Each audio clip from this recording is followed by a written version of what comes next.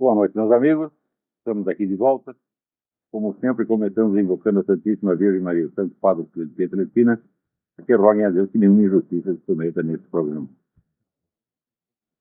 Então, eu acho que a notícia dessa semana no Brasil é a de que o juiz da Suprema Corte, o Toffoli, o famoso Toffoli, vai participar do julgamento do mensalão, o que é uma simples maravilha, porque ele é advogado de um dos réus.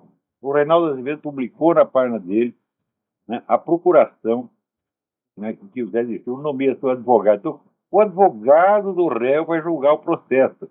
Escuta, isso aí já passou da fantasia, tá entendendo? É uma coisa incrível. Quer dizer, eu nunca na minha vida acreditei em golpe militar, nem apelei para a Força Armada, mas eu acho que agora não tem mais outro jeito. Quer dizer, sim, o próprio Supremo Tribunal Federal já virou uma palhaçada, já é o escritório da advocacia do PT, dos ladrões, então não tem mais jeito, porra. Alguém tem que botar um pouco de ordem nesse negócio, não é possível, é necessário. O ideal seria uma intervenção da própria sociedade. Quer dizer, a pessoa se organizar em massa, ir lá pressionar. Como pressionar no tempo do julgamento do Collor? Mas acontece o seguinte: para o julgamento do Collor, havia toda uma rede de organizações bilionárias já programadas para isso, para juntar gente lá e pressionar o Supremo Tribunal Federal, ao ponto de que o então presidente, cujo nome agora não me ocorre, disse que o STF não é imune ao clamor popular. Na prática já é uma vergonha. Ele já entrou lá disposto a dar uma sentença que agradasse ao clamor popular. Mas fez isso uma vez, fez isso para um lado, pode fazer para o outro também. Tá certo? Mas acontece que o pessoal da direita conservadora, que é turma, a esquerda vive se referindo da direita conservadora como se fosse uma força política existente, que não é, não tem organizações, não tem dinheiro, não tem nada. Então, manifestações espontâneas da sociedade, que me esperava o ex-presidente Collor, só numa cabeça de ovo como a dele mesmo, tá entendendo? Isso não existe, nunca existiu. Como pode haver uma manifestação popular espontânea num país, num tamanho, num continente? Quer dizer que se ninguém organiza as pessoas, não a conduz para lá, não vai ter movimento popular nenhum. Então, já que a sociedade civil não pode se mobilizar, você só poderia até raciocinar: resta aí as Forças Armadas. Fala, olha, eu não acredito nisso. Não acredito de jeito nenhum que as Forças Armadas, a essa altura, serão capazes de fazer o que quer que seja. Estão completamente castradas, reduzidas a total impotência e estão por culpa delas mesmas. Aliás, eu vou ler aqui um artigo que eu acabei de mandar para o Diário do Comércio, que é exatamente a propósito disso. O artigo chama-se A Falsa Memória da Direita. Dizem que o Brasil é um país sem memória, mas isso não é verdade. O Brasil é um país com falsa memória. Esquecer o passado é uma coisa. Reinventá-lo conforme as ilusões do dia é bem outra. É dessa doença que a memória do Brasil padece. E ela é bem mais grave do que a amnésia pura e simples. Não estou falando da manipulação esquerdista do passado. Ela existe, mas é só um aspecto parcial da patologia geral a que me refiro. Essa infecta pessoas de todas as orientações ideológicas possíveis e algumas sem orientação ideológica nenhuma. Ela é um simples resultado da ojeriza nacional à busca do conhecimento, portanto, à reflexão madura sobre o que quer que seja. Quer um exemplo de falsa visão do passado que não foi produzida por nenhum esquerdista? O país está cheio de almas conservadoras e cristãs que ainda idealizam o regime militar como se ele fosse uma utopia retroativa à encarnação extinta das suas esperanças.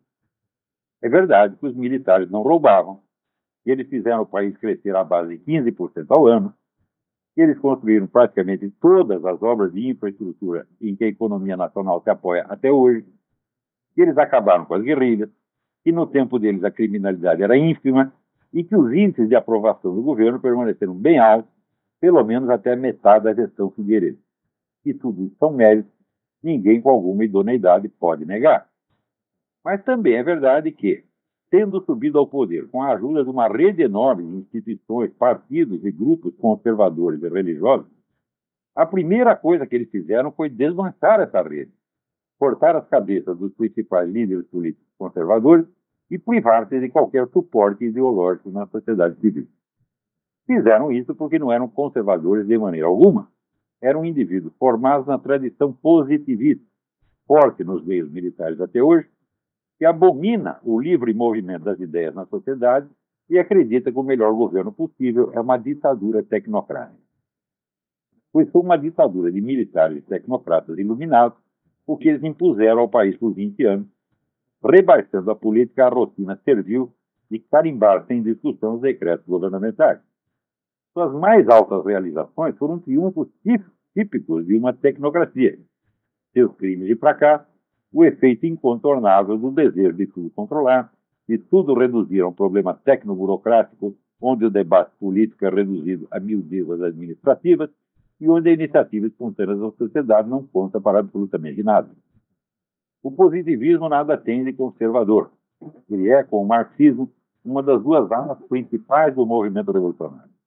Compartilha com a sua irmã inimiga a crença de que cabe à elite governante remoldar a sociedade de alto a baixo, falando em nome do povo para que o povo não possa falar em seu próprio nome.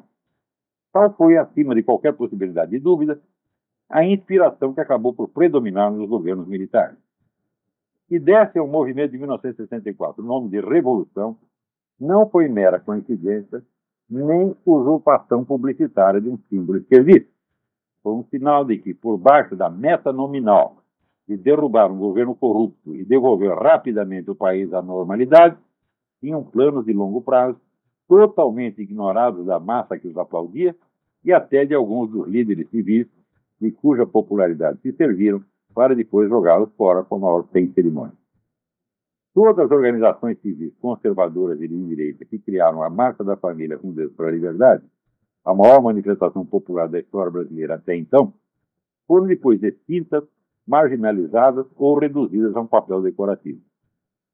Como bons tecnocratas, os militares acreditavam piamente que podiam governar sem sustentação cultural e ideológica na sociedade civil, substituindo-a com vantagem pela pura propaganda oficial. Essa, por sua vez, era esvaziada de toda substância ideológica, reduzida ao triunfalismo econômico e à luta contra o crime. Gramsci, no túmulo, se revirava, mas de satisfação. Que mimo mais delicioso se poderia oferecer aos próceres da Revolução Cultural do que um governo de direita que abdicava de concorrer com eles no campo cujo domínio eles mais ambicionavam? Naqueles anos, e não por coincidência, o monopólio do debate ideológico foi transferido à esquerda, que ao mesmo tempo ia dominando a mídia, as universidades, o movimento editorial e todas as instituições de cultura, sob os olhos complacentes de um governo que por isso se gabava de ser pragmático e superior à ideologia. A esquerda, quando caiu do cavalo em 1964, teve ao menos o mérito de se entregar a um longo processo de autocrítica, até de meia-culpa, e onde emergiu a dupla e concorrente estratégia das guerrilhas e do gramscismo, calculada para usar os guerrilheiros como bois de piranha e abrir o caminho para a esquerda pacífica, na qual o governo militar não viu periculosidade alguma, até que ela, por sua vez, o derrubou do cavalo com o escândalo do Rio Centro e a enxurrada de protestos que se lhe seguiu. Aqueles que, na direita, ou no que resta dela, se apegam ao regime militar como um símbolo aglutinador, em vez de examinar criticamente os erros que o levaram ao fracasso, estão produzindo um falso passado. Não o fazem por esperteza, como a esquerda, mas por ingenuidade legítima, com base na qual a única coisa que se pode construir é um futuro ilusório. Então, fiquem avisados. Desde que acabou o regime militar, eu estou esperando o dia em que esse pessoal conservador, militar, etc., vai sentar e dizer: peraí, vamos analisar os nossos erros. Nossa, por que nós fracassamos ao ponto de, depois de nós, a esquerda tomar o poder e controlar o país muito mais do que nós controlamos? Até hoje não tiveram sequer a coragem de reconhecer que fracassaram, meu Deus do céu. Quando você fala que o regime militar fracassou, diz: olha o aeroporto não sei de onde, olha o porto não sei do que, olha a estrada não sei o que, olha os índices econômicos. Mas nós não estamos falando disso, meu filho. Eu estou falando que vocês fizeram uma revolução para tirar os comunistas do poder e depois entregaram o poder aos comunistas. Então, foi um fracasso, evidentemente. Embora, do ponto de vista econômico, fosse um sucesso, sem sombra de dúvida. Na verdade, quando houve o movimento de 84, ninguém estava pedindo para vocês restaurar a economia. Né? Aqueles que estão ainda sobrevivendo daquela estão vivos, pense bem nisso. Tudo o que o povo lhes pediu, quando o povo saiu à rua tá certo? Em março de 64, foi para pedir para vocês tirarem de lá o João Goulart, que era comunista, corrupto, etc, etc, e fazer novas eleições de 6 meses, como vocês prometiam. Ninguém pediu para vocês restaurar a economia. Eles decidiram ficar lá, restaurar a economia, e em seguida sofreram uma derrota acachapante para aqueles mesmos que vocês tinham vencido em 64. E até hoje não pararam para fazer a seguinte pergunta: onde foi que nós erramos? Ou seja, não tem sequer coragem, não tem culhão suficiente para reconhecer que erraram, para reconhecer que fracassaram, e, portanto, para pensar, peraí, vamos ver o que aconteceu. Não, fica nessa ilusão triunfalista, exibindo estatísticas, né, de crescimento econômico, tá certo? E apanhando, levando por paradas todo dia dos comunistas e fazendo de conta que não está acontecendo nada. Então, é esse o problema com a direita brasileira. Não, a direita como movimento político não existe. Aí você pode dizer, não, os ideólogos da direita. Ora, um movimento que não existe não tem ideólogos. Né? A ideologia é um discurso uniforme que fundamenta a estratégia de um grupo político, de uma corrente política, para a tomada do poder.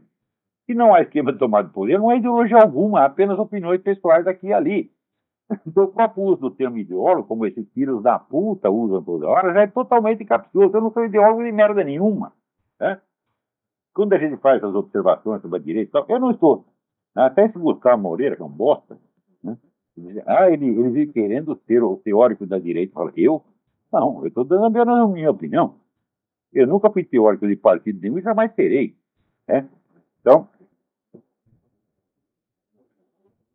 a direita conservadora é uma pura invenção da esquerda, porque ela acabou com toda a direita, e daí fica mal reconhecer que agora nós controlamos tudo. Tá certo? Então, se nós controlamos tudo, temos poder total, nós somos culpados de tudo que aconteceu. Não tem mais em quem lançar a culpa. Né? Não temos nem o tal do bloqueio econômico, entre aspas, como Cuba, dar tudo culpa do bloqueio econômico. Né? Então, tem que inventar uma direita conservadora e fazer de conta que ela existe. Agora, que existem pessoas conservadoras, que existem.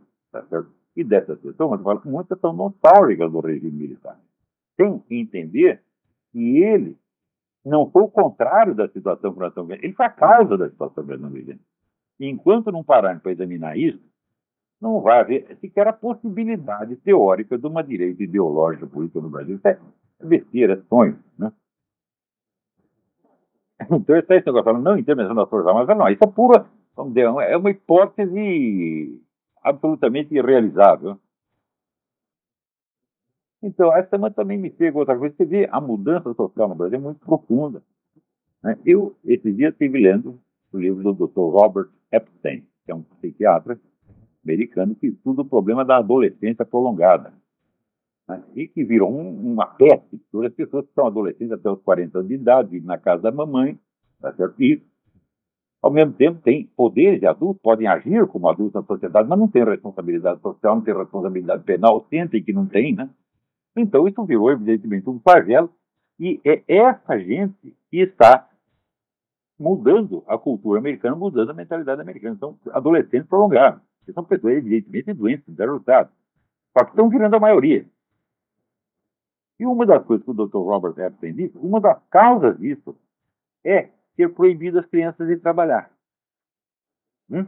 Ou seja, você obriga o cara a ficar infantil até os 20, 25, ao passo que o trabalho infantil, eu sou testemunha disso. Eu comecei a trabalhar com 14 anos, não me fez mal algum, eu aprendi muito mais no trabalho do que na escola.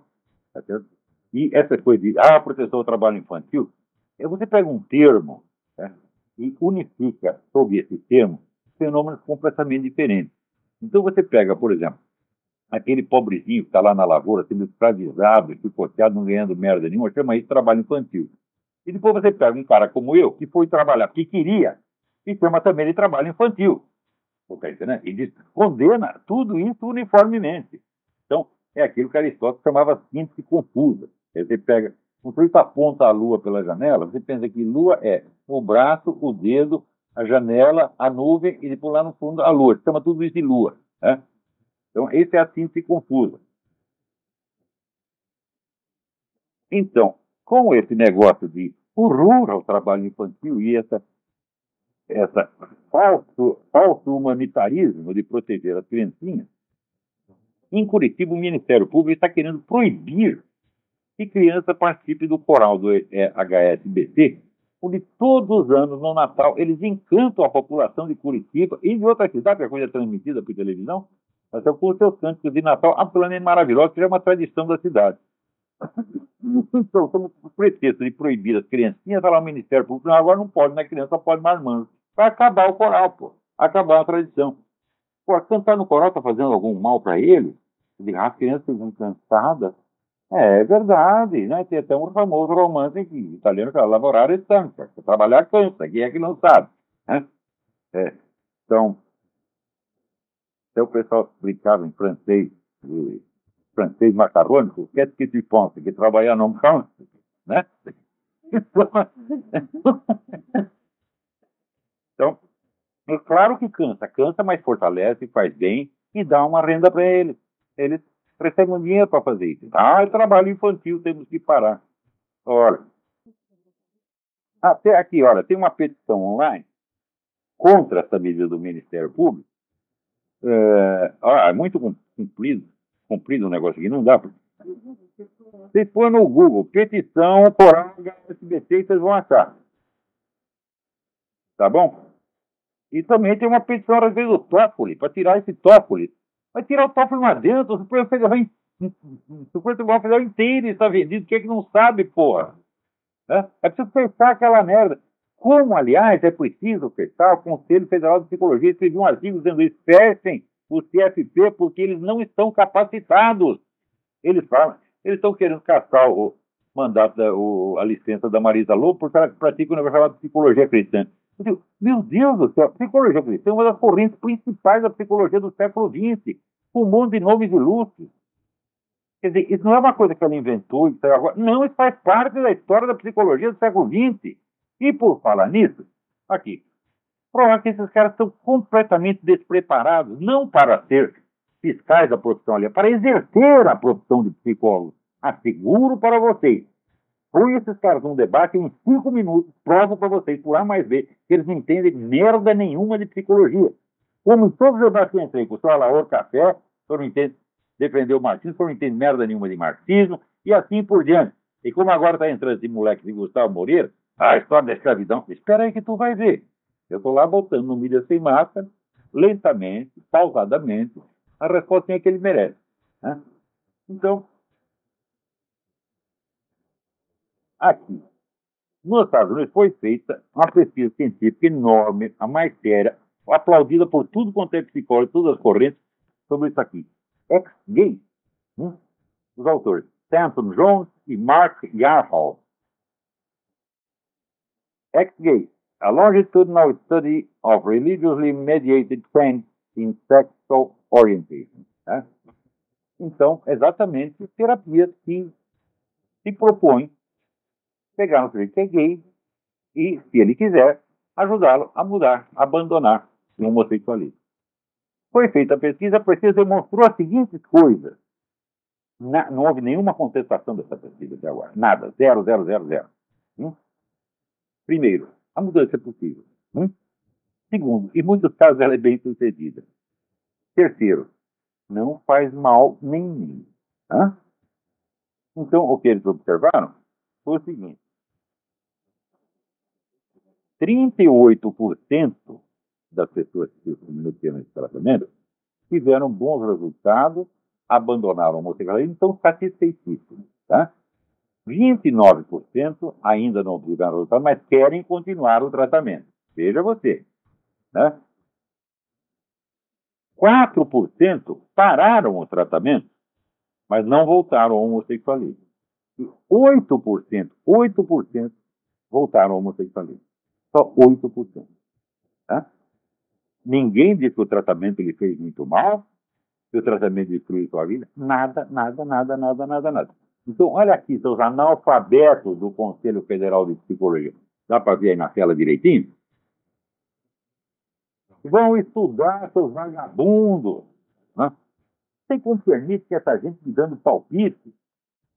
No Brasil, esse próprio Gustavo Moreira, o cara obteve o título de mestrado sendo monoglota. Como é possível uma coisa dessa, meu Deus do céu? Mas se pode por gente analfabeto, se pode ministrar da educação escrever cabeçalho em vez de cabeçalho, então pode tudo. Né? Vocês não têm mais respeito por vocês mesmos, brasileiros? Não, não tem, não. Vocês querem mesmo assim poder, porra. Né? Então, alô, tem alguém na linha aí? Tem ninguém. Então, é o seguinte, eu tinha começado aquela análise de qual é o verdadeiro problema com o movimento gaysista. Vocês ficam perdendo seu tempo fazendo discurso como o homossexualismo, que é um negócio que existe desde a queda de Adão, porra. Hã? Alguém sabe se Caim era viado? Não sabe, mas se não era ele, já tinha algum, tá certo? Então, é uma coisa que é inútil você ficar combatendo, meu Deus do céu. Hã? Agora, o movimento gaysista apareceu ontem e ele pode ser eliminado. Pode se quebrar as pernas desse movimento. Não pela defesa do homossexualismo, mas pela estratégia maligna que ele usa para isso. Então, eu tinha lido esse trabalho até um certo ponto. Né? Então, vou continuar aqui. A exibição pública de homossexualidade, que se reivindicava como uma liberdade e um direito, acaba sendo imposta como uma obrigação indeclinável, com todo o cortejo de penalidades sociais judiciais para os desobedientes e recalcitrantes. É a perseguição aos ex-gays e aos gays enrustidos. Quer dizer, não só você é obrigado, uma vez que você teve uma experiência gay, você é obrigado a continuar até o fim da sua vida, como você é obrigado a divulgar aquilo para todo mundo. E se não fizer isso, o movimento gay vai em cima de você. Como também é próprio das elites revolucionárias em geral, a liderança gaysista só é contra a exclusão e a discriminação quando não é ela quem seleciona os discriminados e maneja os mecanismos de exclusão. Mas esse direito, que se apresenta inicialmente sob a roupagem de um apelo humanitário destinado a tocar o coração da plateia, tem ainda outras implicações inescapáveis. Hegel ensinava que todo conceito abstrato, quando busca se encarnar na realidade do mundo histórico, se converte automaticamente no seu contrário. Muitos líderes do movimento gaysista, que têm boa formação marxista, sabem perfeitamente disso, mas também sabem que a plateia o ignora. Sabem que, aceitando ingenuamente o conceito pela sua mera formulação nominal, ela ficará perplexa e aturdida quando a liberdade se transmutar em tirania e, sem atinar com a inexorabilidade interna do processo, estará pronta para aceitar qualquer explicação, qualquer desconversa, que explique o ocorrido mediante algum desvio acidental, incapaz de macular a pureza originária das intenções. É assim em todos os movimentos revolucionários, o gaysismo não é exceção. Agora, eu tinha lido até esse pedacinho. Vejamos como funciona. Será que eu já tinha lido isso? Vejamos como funciona na dialética do mundo real o direito à ostentação pública da identidade homossexual, que é um dos itens fundamentais do problema gaysista. Desde logo, essa expressão deriva da doutrina do gênero, segundo a qual as identidades sociais do masculino e do feminino não correspondem necessariamente à distinção biológica dos dois sexos, mas são construções culturais. Dita assim, a coisa nada acrescenta ao senso comum. Qualquer pessoa, no pleno uso das suas faculdades mentais, é capaz de discernir condutas femininas em indivíduos do sexo masculino e vice-versa. Mas a isso a teoria acrescenta uma nuance peculiar. Gênero, social e sexo biológico não tem nada a ver um com o outro. Toda tentativa de associá-los é uma imposição cultural indevida, uma violência simbólica que atenta contra a liberdade individual. Se o sexo é uma fatalidade biológica, o gênero é de livre escolha. Cada um, independente do sexo em que nasceu, tem o direito de decidir se é homem, mulher, ambas as coisas ou alguma outra. Para todos os fins de direito, o gênero deve prevalecer, segundo essa doutrina, sobre o sexo. Se um sujeito decide que é mulher, tem o direito inalienável de ser aceito e tratado como tal, independente mesmo de submeter-se ou não à cirurgia de mudança de sexo. Se aquele que é legalmente mulher prefere conservar seus órgãos sexuais masculinos, ninguém tem por isso o direito de tratá-lo como homem, a não ser que ele o autorize. Veremos adiante outras consequências diretas e incontornáveis da aplicação dessa teoria. Por enquanto, o que interessa é salientar que a doutrina dos gêneros constitui a base teórica da noção de identidade homossexual. A crença corrente de que os homens são homens e mulheres são mulheres é apenas uma construção cultural. A identidade heterossexual. Em face dela, é legítimo erguer como alternativa outra construção cultural, a identidade gay ou identidade homossexual. Ninguém sabe se as inclinações homossexuais são uma herança genética, o resultado de influências culturais recebidas, ou a simples manifestação de uma livre escolha. A liderança gay está consciente disso, mas já faz tempo que a Bíblia do movimento gaysista After the Ball, de Marshall Kirk e Hunter Madsen, 1989, determinou que esse detalhe não tem a menor importância. Para todos os efeitos, a propaganda gaysista deve proclamar que o homossexualismo é uma fatalidade genética imutável, quer o seja, quer não. A imposição da narrativa predomina sobre a realidade. Esse mandamento está na raiz do combate aos ex-gays e enrustidos, bem como no da transfiguração já mencionado do direito e obrigação eterna. Mas ela fundamenta, sobretudo, a noção mesma de identidade homossexual. Em que consiste, substantivamente, o direito de expressar em público essa identidade? Já que se trata declaradamente do confronto entre duas construções sociais ou identidades, não se pode compreender uma sem a outra. Como se expressam, como se manifestam em público, como se tornam totalmente visíveis essas duas identidades como que é. A identidade hétero, como coincide com a forma anatômica de seus portadores, expressa-se por signos convencionais de uniforme, vestuário, distribuição de tarefas, regras de etiqueta, etc. Todos esses signos põem de manifesto exclusivamente a diferenciação anatômica dos dois sexos. Não vinculam nenhuma referência direta ao desejo sexual. Ao contrário, em praticamente todas as culturas conhecidas, a expressão direta do desejo é socialmente reprovada, ou só é aceita quando é encoberta sob densas camadas de camuflagem convencional, ritual ou romântica.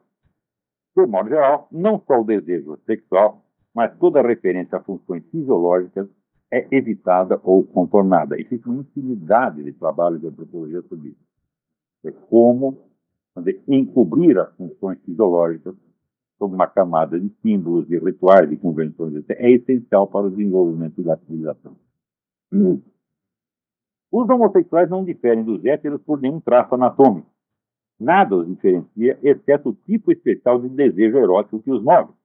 O homossexual pode, por isso, passar despercebido e continuar ostentando a identidade correspondente ao sexo em que nasceu, a qual será aceita sem alterações, mesmo por quem saiba das suas preferências eróticas privadas. O homossexual masculino continua homem, a lésbica continua mulher. Dito de outro modo, ocupa os lugares que a anatomia lhes destinou no quadro da identidade heterossexual. A partir do momento, porém, em que o homossexualismo já não se entende somente como uma conduta, mas passa a ter uma identidade, a carapaça da identidade hétero tem de ser rompida e a homossexualidade tem de se manifestar como diferença visível. Bem, não há como fazer isso senão expressando publicamente o desejo sexual. Entende a diferença? Ou seja, de imediato, os homossexuais passam a desfrutar de um direito assegurado pelo Estado que nenhum heterossexual jamais teve, que é o direito de ficar expressando direto ou indiretamente o seu desejo sexual em público o tempo todo. Mais ainda, não há nenhum modo de restringir esse direito a certos lugares e ambientes em especial, porque a identidade gay é permanente e ninguém poderá ser obrigado a despir-se dela em igrejas, associações religiosas, lojas maçônicas, escolas, quartéis, repartições públicas, empresas ou em parte alguma.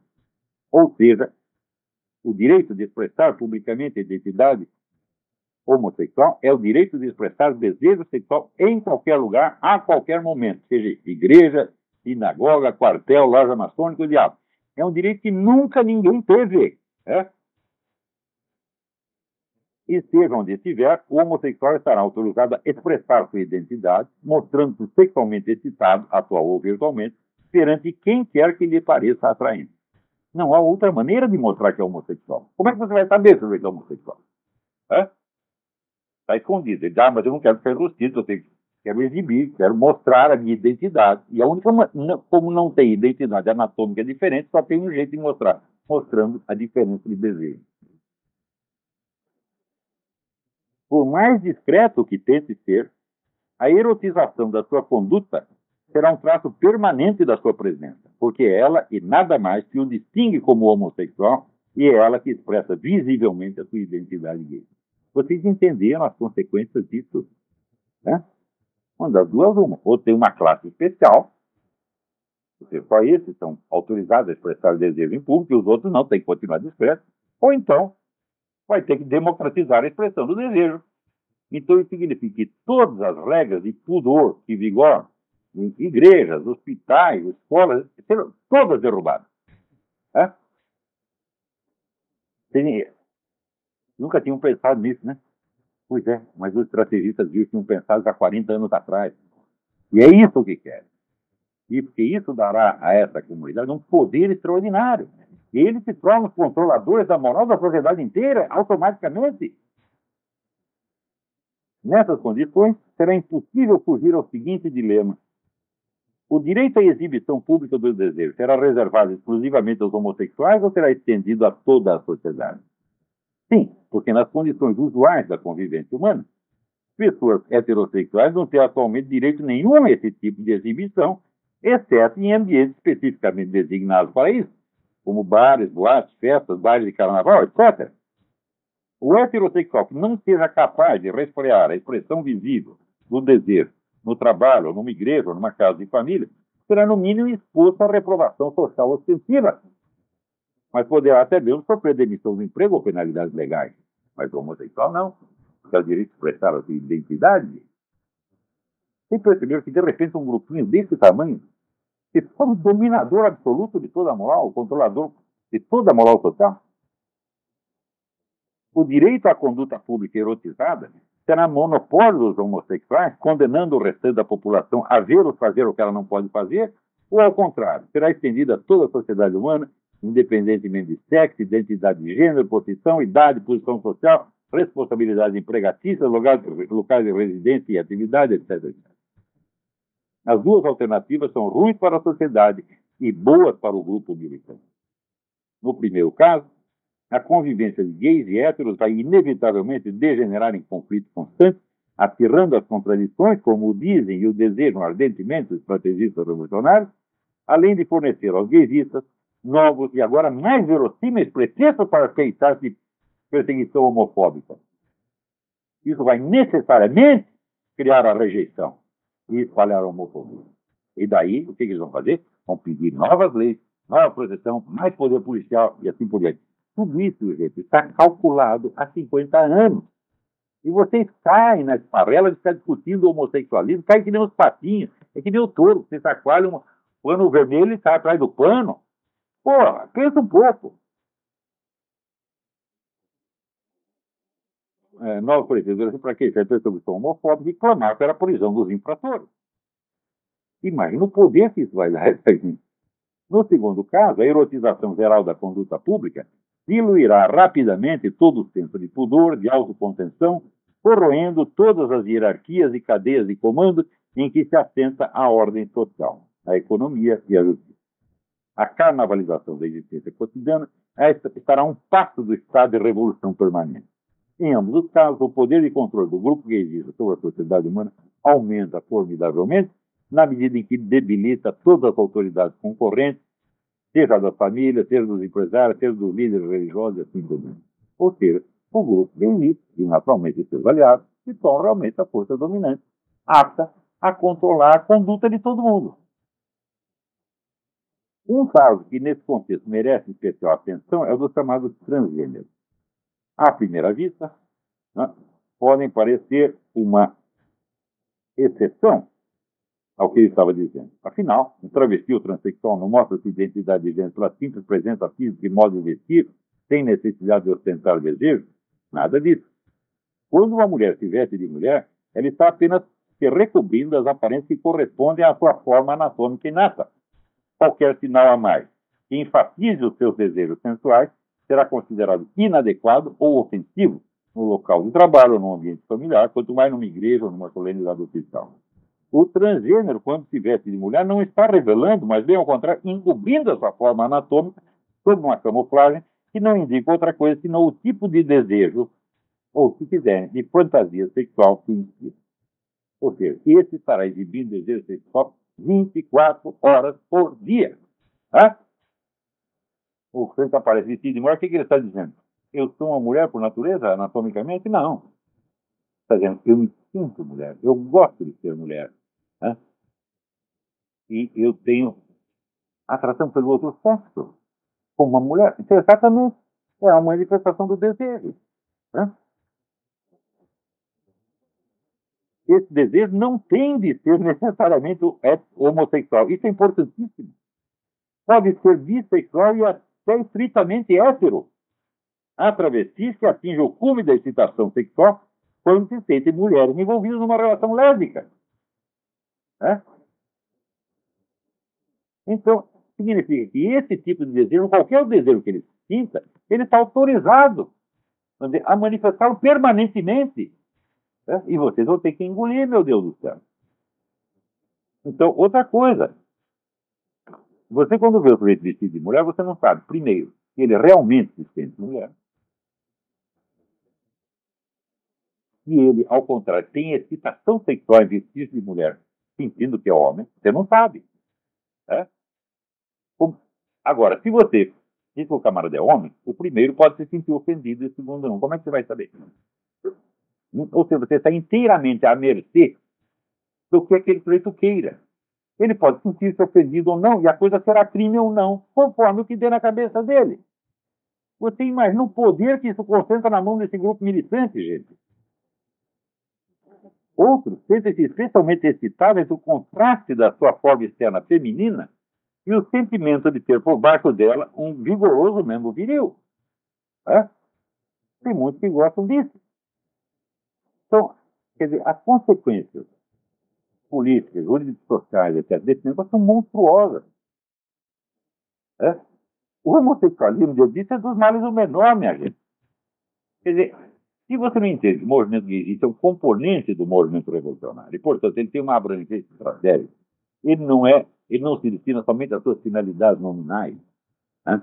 Se você não entende isso, você cai que nem um patinho, você cai na armadilha do Porto Vermelho, porra, que é o que está acontecendo com católicos, protestantes, etc. Tudo isso é um esquema de poder muitíssimo bem concebido e muitíssimo bem articulado e que vem em associação com outros movimentos revolucionários, porque não é sozinho. Por exemplo, se você sabe que o sujeito é de esquerda, você sabe que ele apoia o movimento gay. Não é isso? E no ponto onde haja absoluta incompatibilidade, como, por exemplo, gaysistas radicais islâmicos, o que eles fazem? Eles não falam disso. Né? Você não vê entre choques.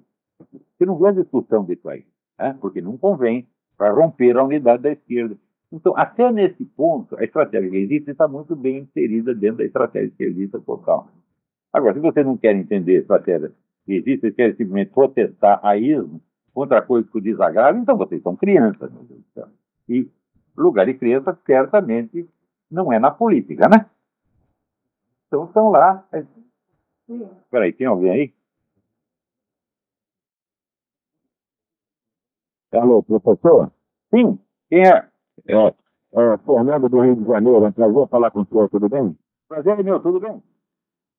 Professor, primeiro eu vou fazer uma pequena observação. O senhor acompanhou o senhor há algum tempo, procura estudar o seu trabalho.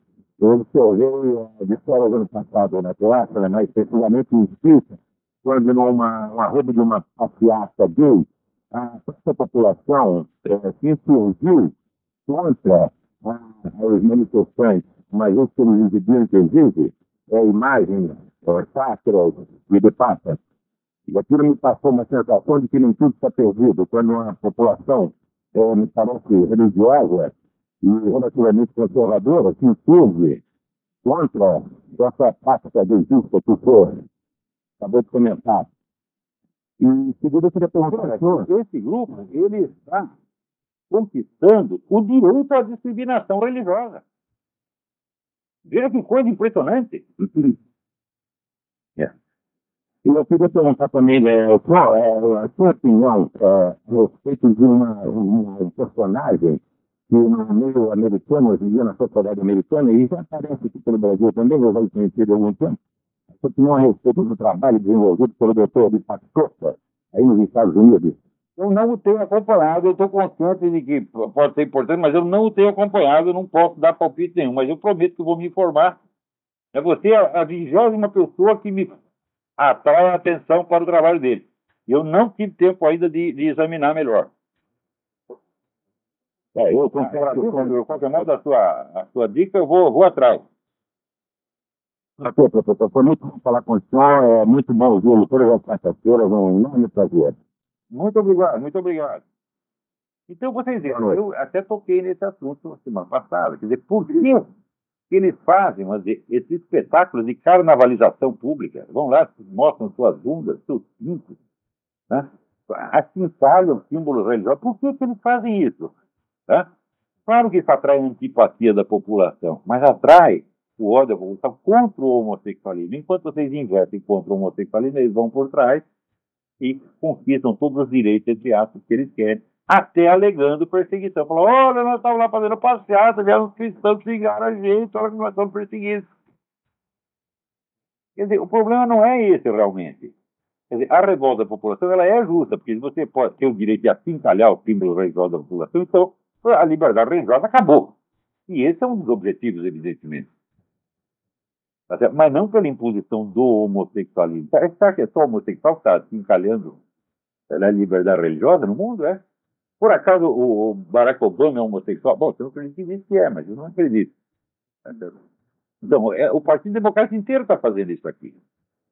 Aliás, saiu um livro aqui que é um negócio, então, O Povo contra o Partido Democrata, esqueci o nome do autor. E mostra a história do Partido Democrata. É assim, é uma organização de gangsters desde o início, até hoje. É um negócio muito impressionante. Né? Então, semana que vem eu comento melhor. Agora, falando desse negócio de gays, você vê, aqui, né, eu vi no site jihadwatch.org, né, aparecia lá um sheik emitido uma fatwa. Fatwa é um decreto islâmico, né? Dizendo o seguinte, olha, aqui alguns dos nossos agentes, nossos heróis, né, mártires, que trabalham como homens-bomba, agora se descobriu que existe uma técnica muito eficiente de você transportar explosivos, né, sem que ninguém perceba, que é enfiando-os no orifício anal. E isso pode ser um pouco doloroso, então alguns desses nobres soldados do Islã pediram autorização para treinar, submetendo-se, portanto, à sodomia durante um tempo. A sodomia é um pecado, mas como é para uma finalidade mais elevada, está autorizado. Não é preciso dizer que o número de homens-bomba no dia seguinte duplicou, duplicou.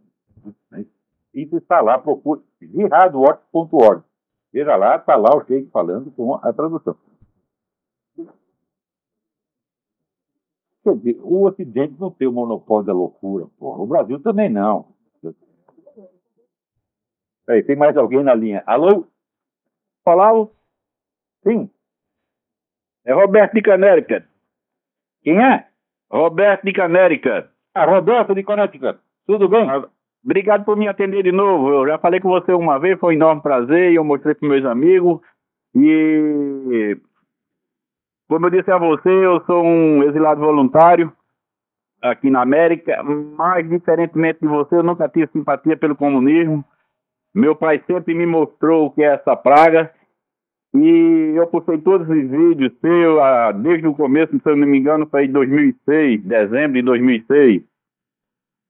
Eu nem lembro mais. Eu acho que o primeiro foi em 2006. E na verdade ficou vazio agora, porque não tem outra pessoa como você para explicar tão bem. Além de você ensinar o comunismo, eu criei uma facilidade muito grande em discutir com o comunista. Eu criei uma facilidade, você consegue ensinar uma maleabilidade muito, muito boa de falar. Continua com o seu trabalho. Eu só queria te agradecer e fazer um convite. Se você vier para Canérica, eu teria enorme prazer, eu, minha esposa e minha família, de tomar um café com você e fumar um cigarrinho aqui. Manda um por e-mail. Para esse telefone. Você tem... Aí no ID aparece meu telefone, não? Não aparece nada. Luiz Manda para olavo@olavodecarvalho.org. é melhor, só vou receber trote. Tá bom. Se vier pro lado de cá, por favor, adoraria te conhecer, eu, minha família e meus amigos. Obrigado, Olavo. Prazer, obrigado eu. Por falar em obrigado, eu quero aqui agradecer publicamente a duas pessoas. O Rodrigo Constantino, que assumiu a minha defesa no caso lá do deputado João Willis, se bem que a defesa depois se mostrou necessária, porque a metade era falta, mas valeu a intenção. E o Sidney Silveira, do qual já falei horrores, aliás, merecido. Mas o Sidney Silveira, ele ficou muito doente, teve uma crise, e quando ele fica doente, a nossa consciência amplia. Ele começou a rever muitas coisas e decidiu ler o meu livro sobre Maquiavel, sem preconceito, gostou muito do livro, fez lá muitos elogios ao livro. Então, agradeço muitíssimo ao Sidney Silveira, que Deus te abençoe, que Deus te proteja. Aliás, o Sidney Silveira, ele está muito doente, e continua lá fazendo o seu trabalho, né? Agora, já num patamar de consciência mais elevado que antes. Ele é um médico, ele teve um problema e ele usou o problema como um instrumento para aprofundar a consciência, né? Mostra que é um homem de bem, realmente. Então, o Sidney Silveira está muito doente. Eu procurei no site dele um link para doações. Não tem. Mas deve pôr. Né? No Brasil, todo mundo é fofoqueiro, malicioso. Você põe lá um negócio chamado donate, ele vai dizer, ele está passando o chapéu, ele está pedindo esmola. Aqui nos Estados Unidos é a coisa mais simples. E no Brasil ninguém estranha com o PT colha dízimos, né? Dízimo é modo de dizer, porque às vezes é 10%, 20%, 30%. Né? Também, né, ninguém estranha, que o Bispo Macedo aí tome dinheiro das pessoas, mas se você for um simples link, donate, todo mundo, né, fala mal. Né? Então, o Brasil é o país do subsídio, porra. Né? Então, ninguém precisa botar um botão, mas se o PT vai botar um botão de donate, não precisa botão, pô, você já corre para dar dinheiro para aquilo. Mas eu sugiro que o Sidney coloque, porque eu tenho muitos leitores e amigos que gostariam, tá certo, de ajudá-lo, seja nessa hora difícil, seja para o simples prosseguimento do seu trabalho. Tá? Então, faça isso. Vai lá no PayPal, se inscreve, cria uma conta no PayPal e põe lá um botãozinho. Peraí, tem mais alguém na linha aí? Alô? Alô, quem é? É Alexandre. Alexandre? Oi? Tá me ouvindo? Bem. Eu tenho 3 perguntas sobre o movimento transhumanista. A primeira pergunta, o senhor acredita que o avanço da tecnologia e o aumento do conhecimento sobre a natureza poderá um dia permitir que um homem viva mais de 200 anos? A segunda pergunta, qual seria, na sua opinião, o limite cronológico e o limite moral ou religioso da busca científica pelo aumento da expectativa de vida dos homens? Mas o movimento transhumanista vai muito além da ideia de simplesmente aumentar a longevidade. Aumentar a longevidade eu acho que é uma obrigação. Nós temos que nos esforçar para que as pessoas, né, vivam mais e melhor. Isso é obrigação até de quem tem os meios de fazer. Porém, o que eles querem é dotar o ser humano de capacidades que o ser humano não tem e que são copiadas de animais. É isso? Então, o símbolo do movimento é aquele filme Os Lobos Não Choram, em que um zoólogo vai para o Alasca estudar os lobos e, no fim, né, ele vira um lobo. Quando os lobos saem correndo atrás das renas, ele fica pelado e sai correndo atraído pelo cheiro das renas. Ele obteve um acréscimo da sua capacidade olfativa, tá certo? E está louco para matar uma rena adentada. Quer dizer, ele se lupiniza. Né? Então, vamos dizer, o movimento transhumanista, o que ele quer é dissolver a imagem do ser humano e fazer do ser humano um produto industrial. De modo que a forma dos seres humanos do futuro será determinada pela equipe de cientistas a serviço do governo. Isso é uma monstruosidade em si mesmo. Tá certo? Você veja, Aristóteles já dizia que a ciência ela deve partir do conhecimento do senso comum, tá certo? E aperfeiçoar. Mas a ideia de certos cientistas não é aperfeiçoar o senso comum, é substituí-lo. Se as coisas não são como você às vezes, ou como nós as vemos. O que é uma coisa que outro dia eu posso demonstrar que é absolutamente impossível, é ilógica. Por não teve essa semana, né, a semana passada, ele manifesta no científico que diz, os animais também têm consciência. Eu digo, descobriu que merda fede, porque Aristóteles já dizia isso, pô. Não é uma coisa. Agora, eles têm consciência animal. Então, qual é a prova que os animais têm consciência? Eles sentem e eles pensam Mas é claro que animal sente e pensa, puta merda. Agora, a consciência humana não é isso, meu filho. A consciência humana é a capacidade de você ter uma visão abrangente de todo o seu ser e de toda a sua concepção do mundo e poder aprová-la ou reprová-la. Né? Quer dizer, a consciência humana está num outro patamar absolutamente inatingível por qualquer animal. Mas eles querem equalizar. Entendeu? O sujeito pensa que ele é igual a um jumento, uma galinha, um leão, uma ameba. Tá certo? E eu já comentei aqui, esses caras que acham, né, os direitos dos animais. Eles falam dos direitos dos animais, mas quando eles falam que é galinha, é pato, é leão, né, etc., eles não falam do direito das amebas, dos direitos das baratas, dos direitos dos vírus. Por quê? Isso é uma odiosa discriminação, porra! Se toda forma de vida animal tem lá seus direitos, os vírus e bactérias também têm que ter. Porque só porque eles não fazem mal, isso aí é homocentrismo, né? Então, eu estou coletando aqui, eu vou escrever um negócio sobre isso, porque esse culto dos animais é uma coisa absolutamente monstruosa. Tem aqui um filho da puta aqui, assim, que ele pega uma pessoa que foi vítima do ataque animal, foi mastigada por um leão da montanha, ou por um lobo, ou por um urso, né? E pega a pessoa traumatizada, ele paga um dinheirão para ele leva o cara no mesmo lugar no seu ataque, né? E mostra, então, né, lobos domesticados e ursos domesticados, para ele aprender a passar a mão no urso e não ficar mais com medo do urso, aprender que o urso é uma pessoa gentil, que aquilo foi apenas um engano, né? Foi uma loucura passageira que acometeu o urso, onde já se viu, né? Você vai ficar com preconceito contra os ursos, só porque um urso arrancou a sua perna ou comeu a sua mãezinha, né? Hoje mesmo eu estava vendo um documentário, o pessoal lá na África, na Tanzânia, uns pobres coitados que moram numa cabana de palha, que o leão vem e derruba aquilo com um peido e come todo mundo lá dentro. Pessoas absolutamente desamparadas, que os leões comem assim, um atrás dos outros, né? Eu falei, bom, então agora nós vamos mostrar para eu pegar aquelas pessoas que foram vítimas, que lá é o garoto lá contando como ele viu o leão comer a mãe dele, meu Deus do céu. Então eu vou levar o garoto para afagar o leãozinho, né, e perder o medo de leão. Porra, o que tinha que fazer é dar uma arma para cada uma dessas aldeias, botar lá pelo menos uma pessoa armada para matar o filho da puta do leão. Ah, não pode, isso é feio, mas não deve matar leão. Agora matar africano, pode, tá sobrando, nós não temos comida para dar pro filho da puta. Eles que morram. O leão come, a gente há um a menos. Muitas pessoas não querem diminuir a população para 5% do que atualmente. O príncipe Philip não disse que se ele reencarnasse, ele queria reencarnar como vírus para matar um montão de gente. Então o leão já está fazendo o serviço, porra, eles já estão reclamando. Né? Então, ainda temos 5 minutos. Alô, quem está na linha? Vinícius aqui em Los Angeles, tudo bem? Não ouvi seu nome. Vinícius. Vinícius, tudo bem? Tudo jóia.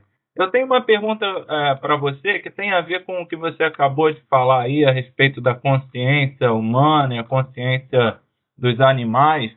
E a minha pergunta para você é o seguinte, já que eu ouvi um estudioso falar que coisas imateriais não podem ter origem na matéria, né? Então eu te pergunto, o cérebro, ele pode produzir a moral? Como é que você explica isso pro camarada, por exemplo, que é um ateu, e até para a gente mesmo que é leigo, qual é a diferença aí no caso da consciência humana? Eu não tenho teoria nenhuma a respeito, mas tem um fato já comprovado milhares de vezes, que pessoas em estado de morte clínica, sem nenhuma atividade cardíaca nem cerebral, muitas delas têm consciência durante esse período.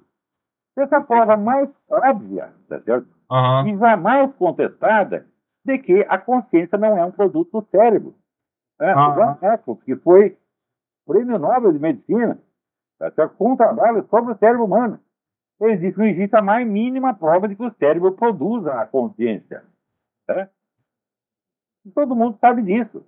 Né? Tem aqui um general americano, que foi o cara que coordenou esses estudos, pesquisa feita pela Força Armada Americana a respeito disso, e disse que, olha, quem não sabe que a consciência permanece em estado de morte clínica, permanece sem cérebro, é porque não fez a sua lição de casa. E esse pessoal tudo não fez lição de casa. Não adianta discutir teoria, doutrina, você pega esses casos, vamos dizer, de morte clínica, né? Então, no YouTube tem vários deles, né? Tem um livro, uma antologia que chama Your Eternal Self. Eu esqueci o nome, aqui é Hogan, o nome do autor, Hogan. Né? Está lá uma multidão de casos desse tipo, meu Deus do céu. Então, o que falta para esses caras entenderem? Né? Então, olha, não adianta discutir teorias. Querer converter as pessoas, as pessoas me perguntam aqui, como é que eu faço para convencer os outros? Eu falo, não, você não tem que convencer ninguém. Passe 20 anos, eu não vou tentar convencer ninguém, eu vou apenas esclarecer para mim mesmo as minhas próprias ideias, e vou estudar e vou conhecer a coisa a fundo. No dia que você começar a falar, você tem a persuasão natural. Você acha que eu aplico técnicas de retórica, etc? Não aplico merda nenhuma, porra. Né? Então, isso aí o Quintiliano, o mestre da retórica, já dizia que a principal coisa é o seguinte: se você conhece o assunto e sabe o que você quer dizer, você não precisa de técnica nenhuma. Quer dizer, o próprio pai da retórica já dizia isso. Né? Então, esse é o segredo: conhecer o assunto a fundo. Agora, enquanto você está estudando, fique quietinho no seu canto, seja humilde, não tem que convencer ninguém, não. Eu fiquei quieto durante um tempão. Você não esqueça que eu publiquei meu primeiro livro com 48 anos de idade. Até lá eu ficava quietinho no jornal, trabalhando, para escrever o que mandava, de vez em quando me chamava, fazer uma conferência aqui ou ali. Né? Então não tenha pressa em convencer ninguém. Né? Ore pelas pessoas, é isso que você deve fazer. Vai estudando e firme a sua não digo convicção, o seu conhecimento. Depois o negócio fica fácil.